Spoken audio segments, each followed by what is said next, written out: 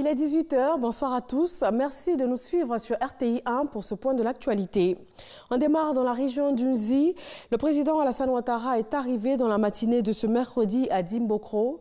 Il entame ainsi une visite d'État de 4 jours dans cette région du centre de la Côte d'Ivoire. Chiram Kofi Abola. Le président de la République, Alassane Ouattara, chez lui.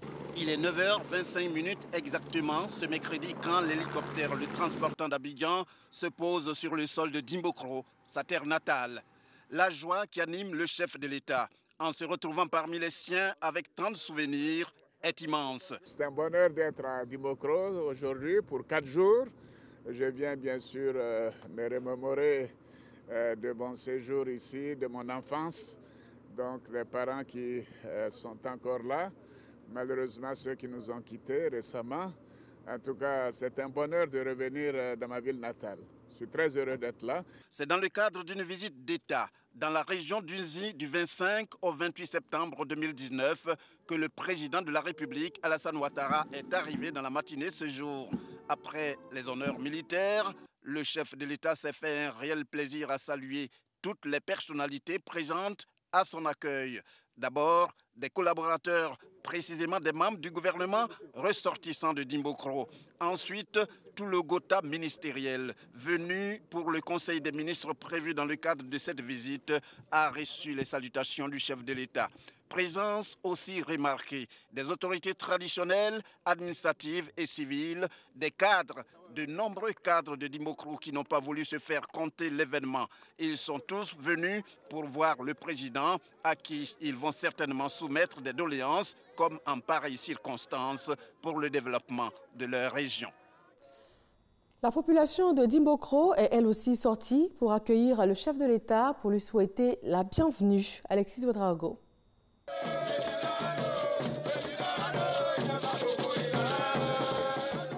Il est 9 h ce mercredi à Dimbokro. Dans quelques minutes, le chef de l'État, le président de la République Alassane Ouattara, arrive.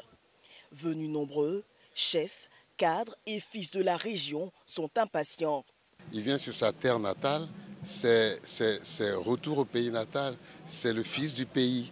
Alors il revient sur ses pas d'enfance, de l'insouciance, sans savoir qu'il devait être celui qui dirigerait la Côte d'Ivoire. Vous voyez, mobilisé comme un seul homme, nous sommes là pour l'accueil parce que cette communion est attendue depuis longtemps et aujourd'hui c'est un grand jour pour la région d'Unzi. Sentiment de fierté de savoir que le plus illustre des fils de Dimbokro va nous rendre visite et puis de savoir qu'il va communier avec nous.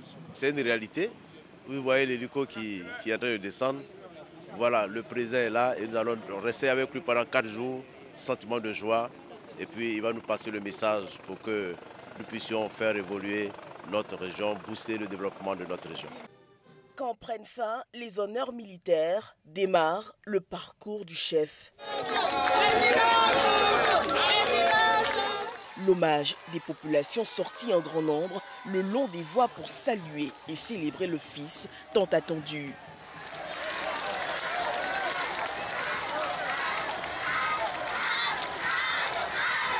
De l'Arc de Triomphe au quartier résidentiel, le fils d'Unzi aura replongé dans la chaleur des siens.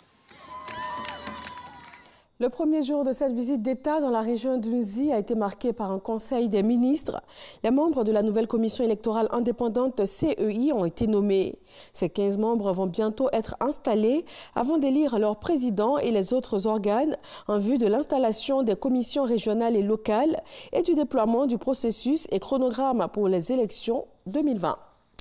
Au Mali, la coordination des mouvements de l'Azawad se retire du dialogue national inclusif. En cause, le président malien qui voudrait revoir certaines dispositions de l'accord de paix d'Alger dont le groupe est signataire. Le président Ibrahim Boubacar Keïta, lors de la célébration de l'indépendance, avait affirmé que certaines dispositions de l'accord de paix de 2015 pourraient être discutées au cours du grand dialogue national. Or, pour la coordination des mouvements de l'Azawad, c'est tout simplement impossible.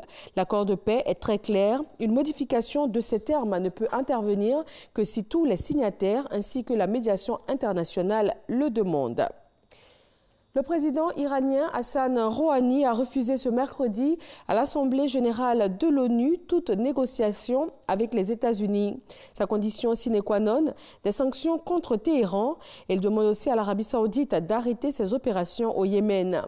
Hassan Rouhani a proposé aux pays de la région du Golfe, dont l'Arabie saoudite, de créer une coalition de l'espoir qui apporterait la sécurité et la coopération à un niveau régional avec des principes de non-agression et de non-interférence.